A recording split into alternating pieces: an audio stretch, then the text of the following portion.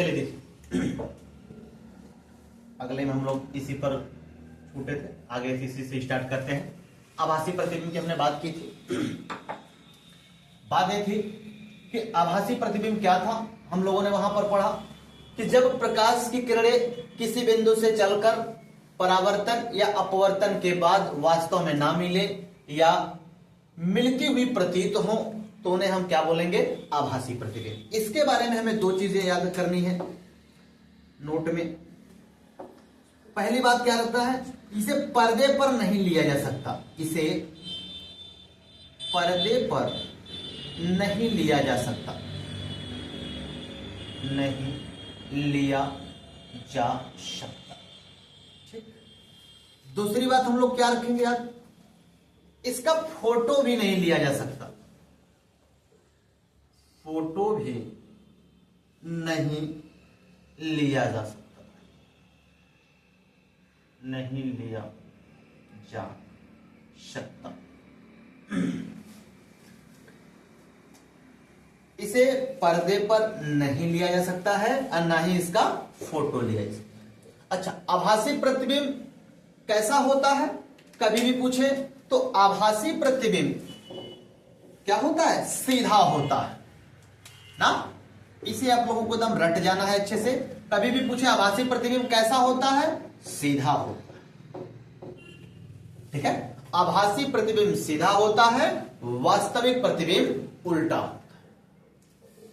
कभी भी बात करें आपसे कि आभासी प्रतिबिंब बनते हैं तो आभासी प्रतिबिंब किससे बनते हैं, समतल दर्पण से। किससे बनेंगे, समतल दर्पण से। समतल दर्पण से सदैव हमेशा क्या बनेंगे, आभासी प्रतिबिंब। अभी कभी कभी क्वेश्चन पूछ लेता है तो समतल दर्पण से पार्श्व आभासी बनेंगे। पार्श्व का मतलब होता है राइट का लेफ्ट, लेफ्ट का राइट, यानी जैसे हम खड़े हैं, लेकिन अगर हम यही कांच में देखें, जो दर्पण हमारा है उसमें देखें, तो जो हमारा राइट है उसमें लेफ्ट होगा, जो हमारा लेफ्ट है यहां पर राइट होगा। तो जब भी पार्श्व की बात करें कि पार्श्व उल्टा, पार्श्व छोटा, पार्श्व आभासी, तो आपको सीधे याद होना चाहिए यह बात समतल की है। चलिए इसके बाद हम लोग दर्पण ही पढ़ते हैं। तो हम लोग बात कर लिए वास्तविक प्रतिबिंब और आभासी प्रतिबिंब का। एक बात और समझ लीजिए, वास्तविक प्रतिबिंब के बारे में भी एक बात केवल सुन लीजिए। वास्तविक, जब प्रकाश की किरणें किसी बिंदु पर या किसी एक बिंदु से चलकर परावर्तन या अपवर्तन के बाद वास्तव में किसी बिंदु पर मिलती हुई प्रतीत हो तो वहां पर कैसा प्रतिबिंब बनेगा, वास्तविक। और वास्तविक प्रतिबिंब हमेशा कैसा बनेगा, उल्टा। वास्तविक प्रतिबिंब उल्टा बनेगा, आभासी प्रतिबिंब हमेशा सीधा बनेगा। वास्तविक प्रतिबिंब को पर्दे पर लिया जा सकता है, इसका फोटो भी लिया जा सकता है। इस आभासी प्रतिबिंब का न तो इसको पर्दे पर लिया जा सकता है और ना ही इसका फोटो लिया जा सकता है। ठीक है, हम लोग आगे बढ़ते हैं, दर्पण की बात करें।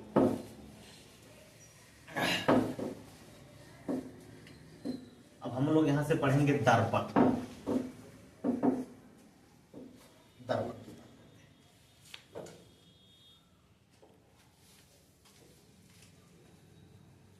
मिरर, दर्पण, दर्पण, मिरर। दर्पण क्या है, सबसे पहले दर्पण के बारे में समझेंगे। यानी कोई चिकना तल, कोई भी चिकना तल, चिकना तल जिसके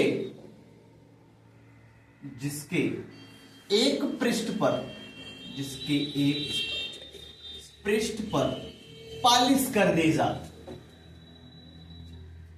एक पृष्ठ पर पालिश कर दी जाए, इसी को कलई भी बोलते हैं ना, कलई कर दी जाए। यानी कोई भी चिकना तल या कोई चिकना तल जिसके एक पृष्ठ पर पालिश कर दी जाए, पालिश कर दी जाए और दूसरे को परावर्तक पृष्ठ बना दिया जाए ना, परावर्तक पृष्ठ बना दिया जाए, बना दिया जाए, क्या कहलाएगा, दर्पण कहलाएगा। बात को समझिए। दर्पण कभी भी पूछे दर्पण क्या है, मिरर क्या है, परिभाषा बताइए, तो सीधे बताना है आपको कोई भी चिकना तल जिसके एक पृष्ठ पर हम क्या कर दें, पॉलिश कर दें, कलई कर दें।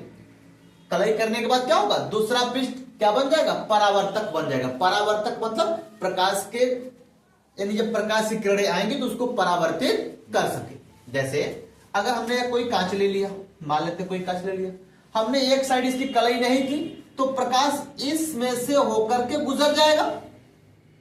लेकिन अगर हम एक साइड पर क्या कर दें, कलई कर दें, जो हम लोग शीशा देखते हैं ना, उसमें लगा होता है लाल लाल रेड ऑक्साइड, लाल, देखिए रेड, ऐसे हमने कलई कर दी तो प्रकाश तो अब उस पर नहीं जाएगा, लेकिन अब क्या, यह परावर्तक हो गया। अब यहां जाएगा, टकराएगा, सीधा इधर चलाएगा, हमारा इमेज भी इसमें बनेगा।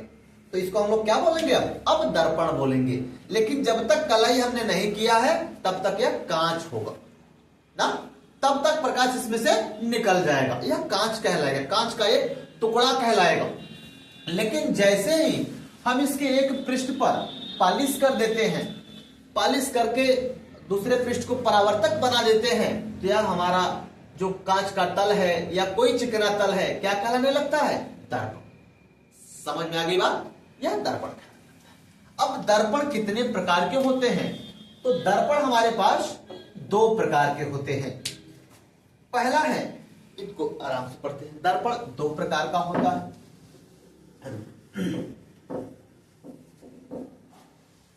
दर्पण हमारे पास दो प्रकार का है। पहला ऐसे बना देते हैं, दो प्रकार, पहले यहां लिखते हैं दो प्रकार, यहां पहला, यहां पर दूसरा। समतल दर्पण, समतल दर्पण, यहां पर बात कर रहे हैं किसकी, गोली दर्पण। दर्पण हमारे पास कितने प्रकार के, दो प्रकार। पहला कौन, समतल दर्पण, दूसरा कौन, गोली दर्पण। आगे, समतल दर्पण किसे कहते हैं, गोली दर्पण किसे कहते हैं। दर्पण समझ में आया, कोई भी चिकना तल है, उसके एक पृष्ठ पर हम क्या कर दे, पॉलिश कर दे, कलई कर दे, तो और दूसरा पृष्ठ क्या बन जाए, परावर्तक बन जाए, तो उस पॉलिश किए हुए तल को हम क्या बोलेंगे, दर्पण। अब बात कर लेते हैं समतल दर्पण क्या है और गोली दर्पण क्या है। समतल की बात करिए, यदि कोई समतल कांच, समतल कांच के एक टुकड़े पर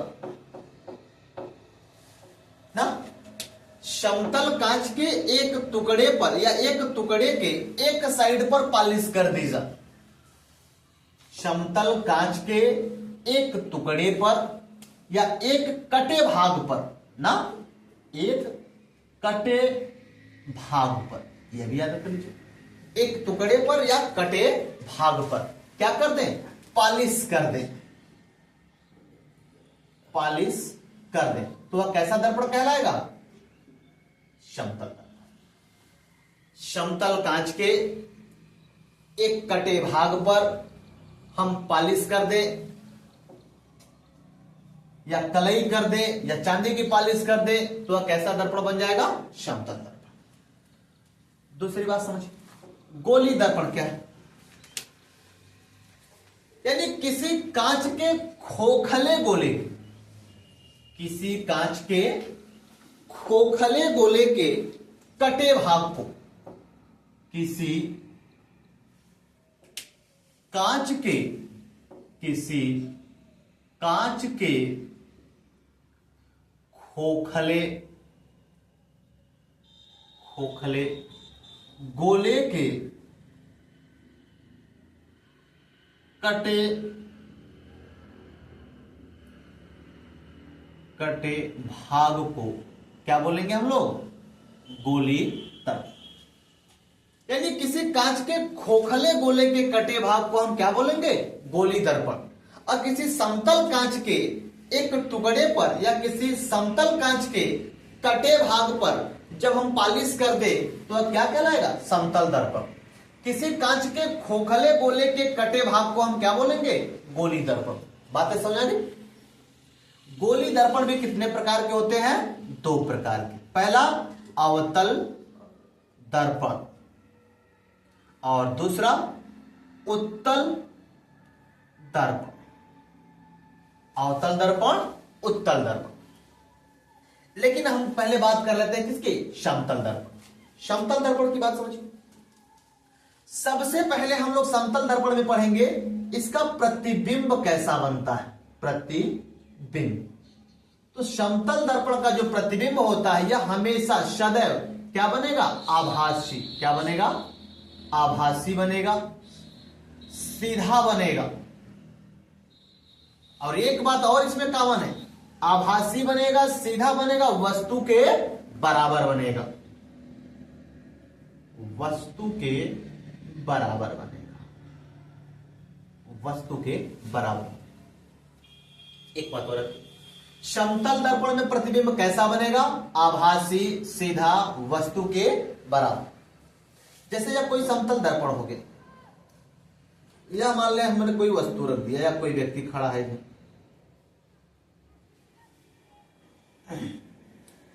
यहां से दर्पण से इस व्यक्ति की दूरी हमारे पास मान लेते हैं 10 मीटर है। 10 मीटर। तो इस दर्पण में जो प्रतिबिंब बनेगा इसका, वह भी कितने मीटर की दूरी पर बनेगा? 10 ही मीटर की दूरी पर बनेगा। ठीक है? यानी एक बात समझ में आई हमें कि आभासी, सीधा, वस्तु के बराबर तो बनेगा, लेकिन वस्तु दर्पण से जितनी दूरी पर रहेगी प्रतिबिंब भी उस दर्पण से उतनी ही दूरी पर बनेगा। क्लियर बात? यानी वस्तु दर्पण से जितनी दूरी पर रखी जाएगी प्रतिबिंब भी उस दर्पण से उतनी ही दूरी पर बनेगा। क्लियर होगी बात? आगे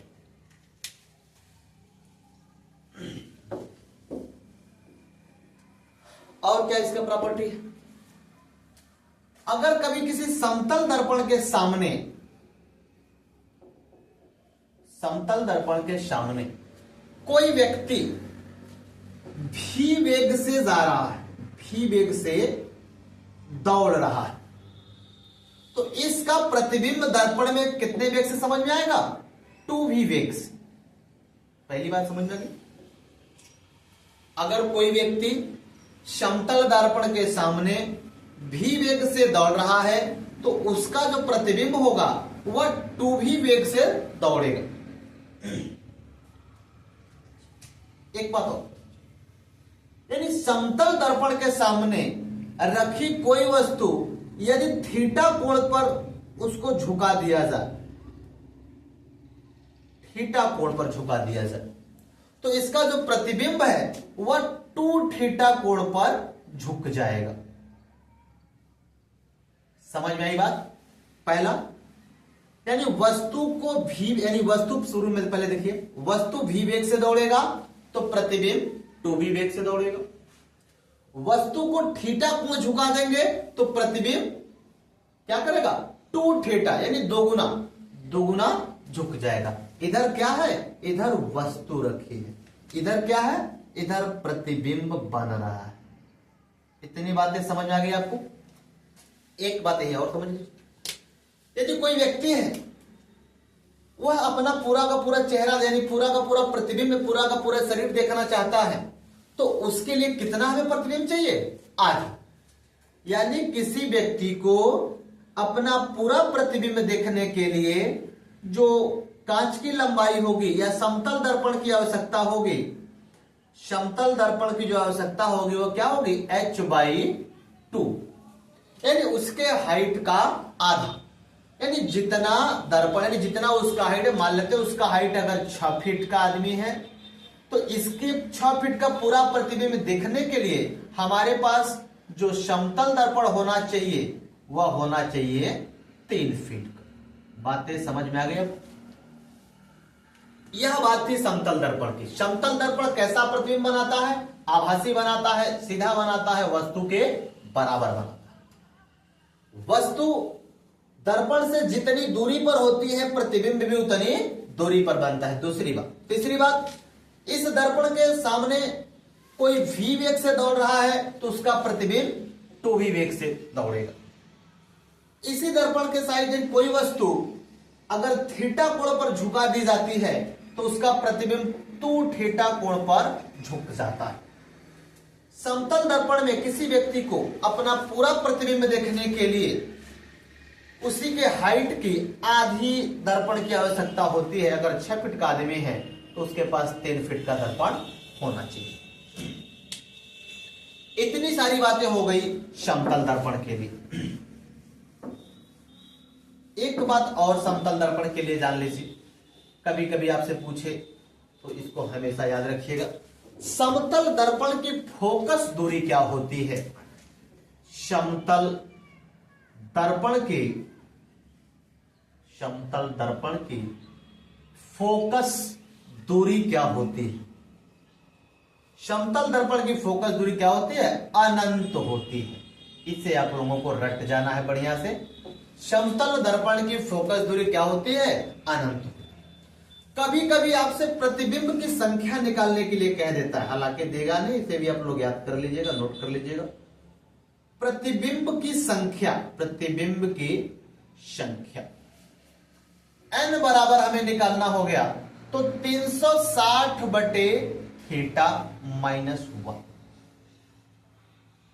ठीक है, यानी समझिए बात को, 360 बटे थीटा, यानी थीटा को जब 360 से काटेंगे, अगर यह मान सम में आता है तो उसमें से 1 घटाना है, अगर बेसम में आता है तो वही है सम।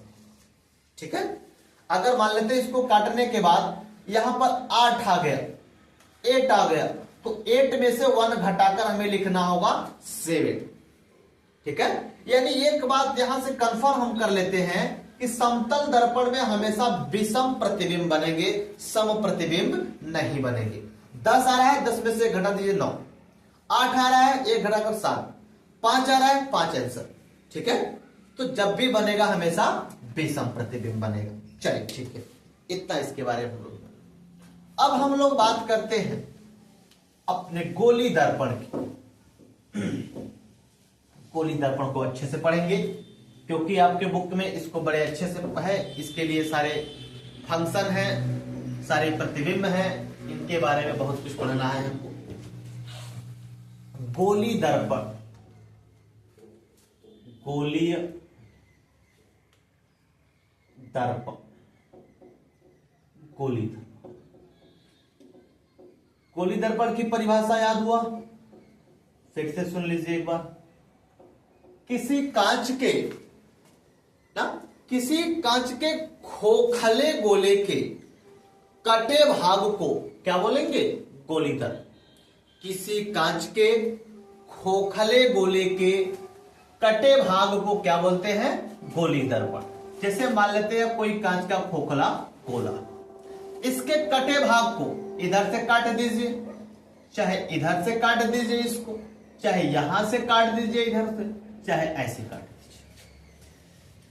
इसके कटे भाग को हम लोग गोली दर्पण कहते हैं। गोली दर्पण कितने प्रकार के?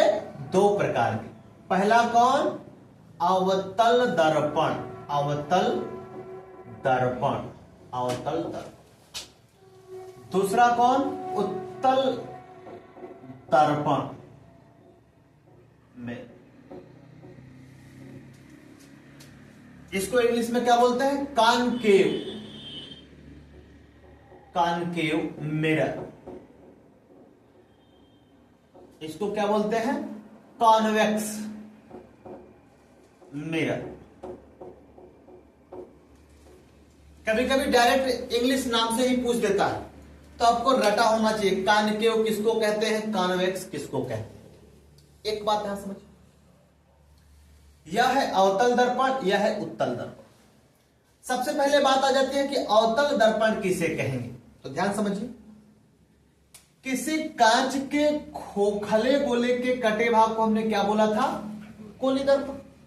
तो उसी कांच के खोखले गोले पर, यानी किसी कांच के खोखले गोले के कटे भाग पर ना, कटे भाग पर जब बाहर की तरफ पालिश कर दे जाए, कहां कर दे जाए?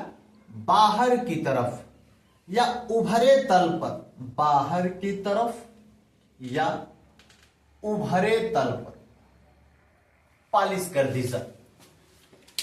किसी कांच के खोखले गोले के कटे भाग को हमने गोली दर्पण बोल दिया था, तो किसी कांच के खोखले गोले के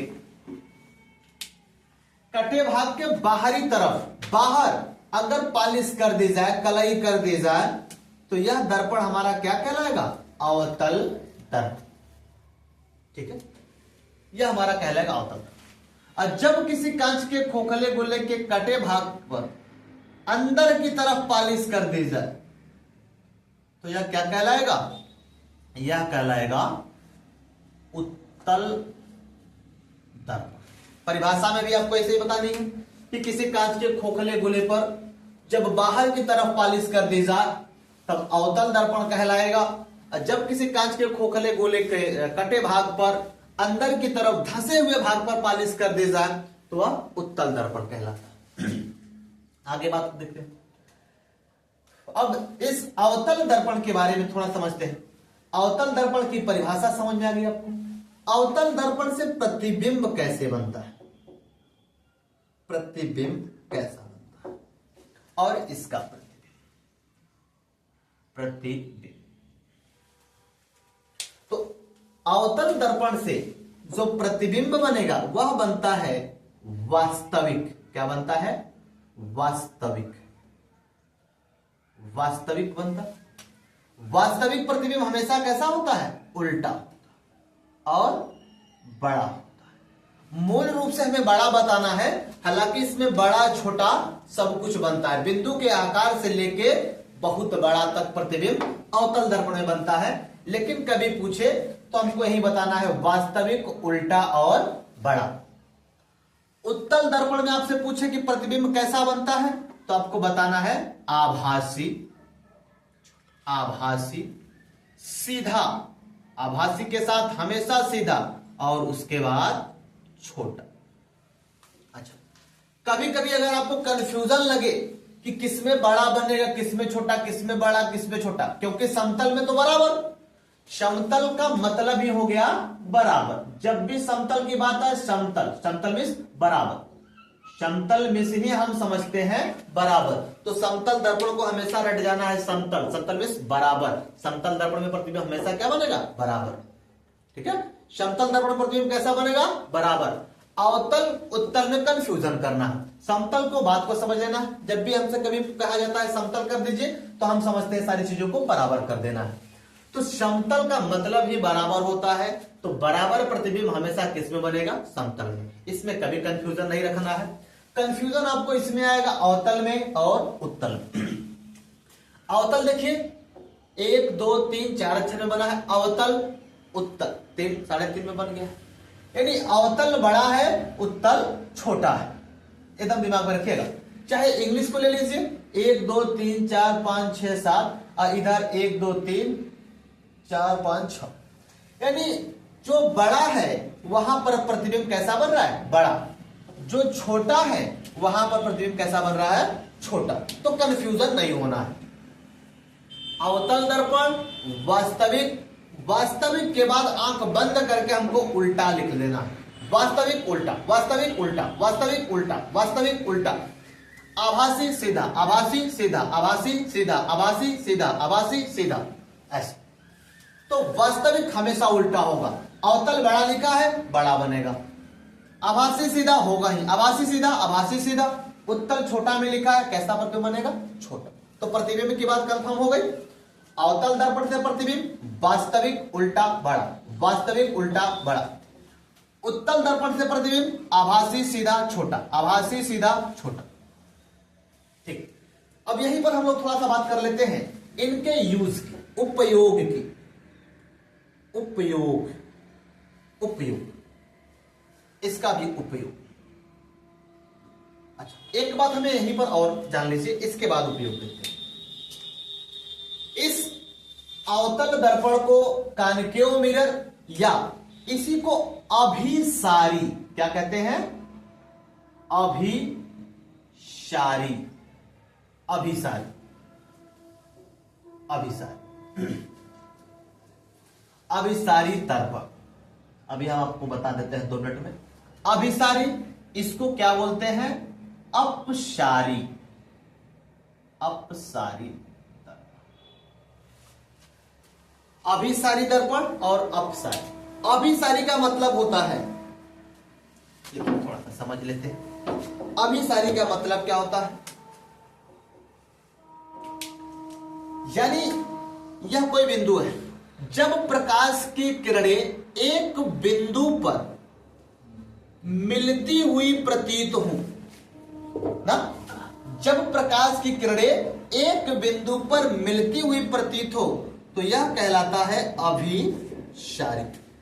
और जब प्रकाश की किरणें एक बिंदु से आती हुई प्रतीत हो, एक बिंदु से आती हुई प्रतीत हो, तब क्या कहलाती है? अपसारी। यानी अभिसारी का मतलब होता है एक बिंदु पर उनको केंद्रित कर देना, अपसारी का मतलब होता है उसको फैला देना। अभिसारी का मतलब क्या हो गया? एक बिंदु पर सभी प्रकाश की किरणों को केंद्रित कर देना। अपसारी का मतलब एक बिंदु से सारे पॉइंट पर फैला देना। अभिसारी एक बिंदु पर, अपसारी सारे बिंदु पर। अभिसारी एक बिंदु पर सब मिल रही हो, अपसारी सब फैल जा रही हो। अभिसारी का मतलब एक बिंदु पर सारी मिल रही हो, अपसारी का मतलब सारी प्रकाश किरणें फैल जा रही, यानी अपसारी फैला रही है, अभिसारी एक जगह केंद्रित कर रही। एक और किरण पुंज था, उसे भी जान लीजिए। प्रकाश किरण पुंज हमने पहले जानना था, चलिए आज ही जान लेते हैं। प्रकाश किरण पुंज यानी प्रकाश के, यानी जब प्रकाश की किरणें एक समूह के रूप में चलती है तो उस समूह को ही कहते हैं प्रकाश किरण पुंज। पुंज का मतलब होता है समूह। जब बहुत सारे प्रकाश के समूह एक साथ मिलकर चलते हैं तो उनको हम कह देते हैं प्रकाश किरण पुंज। फिर यह अभिसारी किरण पुंज, इसे कहते हैं अपसारी किरण पुंज। और एक होता है समांतर किरण पुंज, यानी जब प्रकाश की किरणें एक दूसरे के बराबर होती हैं, एक दूसरे के बीच की दूरी बराबर होती है, तो इसे हम लोग कहते हैं समांतर किरण पुंज। समांतर किरण पुंज। तो अभिसारी का मतलब समझ आया, एक बिंदु पर केंद्रित करना। अपसारी का मतलब एक बिंदु से सारे को फैला देना। देखिए अब यहां पर देखिए, जब हम जान गए कि अवतल दर्पण अभिसारी है, अवतल दर्पण क्या है? अभिसारी। अभिसारी का मतलब एक बिंदु पर सारे प्रकाश को केंद्रित कर देगा। और दूसरी बात, प्रतिबिंब कैसा बना रहा है? बड़ा बना रहा है। यानी छोटी चीजों को हमें देखने में किसकी मदद लेनी पड़ेगी? अवतल दर्पण। यानी छोटी छोटी चीजों को अगर आप देखेंगे तो उनका प्रतिबिंब कैसा बनेगा? बड़ा बनेगा। और इन पर फोकस भी, प्रकाश भी क्या करता है? केंद्रित कराता है। तो इसका उपयोग क्या करते हैं? डॉक्टर लोग करते हैं ना, डॉक्टर लोग करते हैं। डॉक्टर करते हैं, कहां करते हैं? गले की जांच में, और आंख नाक कान के दांत में, आंख नाक कान की जांच में, की जांच में डॉक्टर यूज करते हैं। क्यों यूज करते हैं?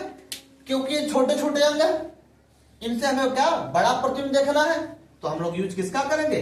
अवतल दर्पण। यानी डॉक्टर जो यूज करते हैं, चाहे गले की जांच हो, आंख की, नाक कान की, जहां यानी जांच की बात है, छोटी छोटी चीजों की हमें पता होना चाहिए, वहां पर यूज किसका करेंगे हम लोग? अवतल दर्पण। आगे, यह अभिसारी है, यानी सारे प्रकाश को एक जगह केंद्रित कर देगा। तो सर्च लाइट में भी इसका यूज होगा। किसमें होगा? Search light. जब माइनिंग खान में जाते हैं लोग तो अपने सर के ऊपर एक लाइट जलाकर जाते हैं, सारी चीजों को देखते देखते। तो सर्च लाइट में भी, और रेलवे के इंजन में, रेलवे के इंजन में किसका यूज होता है? सॉरी, इंजन के हेडलाइट में, इंजन के हेडलाइट में, क्योंकि इंजन में तो सारी मशीनरी होगी, हेडलाइट। इसीलिए जो रेलवे का इंजन होगा, जैसे पटरी हो गई तो सारे के सारे प्रकाश सिर्फ कहां जाएंगे, पटरियों पर जाएंगे ना, फैलेंगे नहीं। तो अवतल दर्पण का यूज कभी भी आपसे पूछे, अवतल दर्पण का उपयोग आपसे पूछे, तो इधर कनेक्ट कर लेना है बड़ा से, इधर कनेक्ट कर लेना है अभिसारी से। ठीक।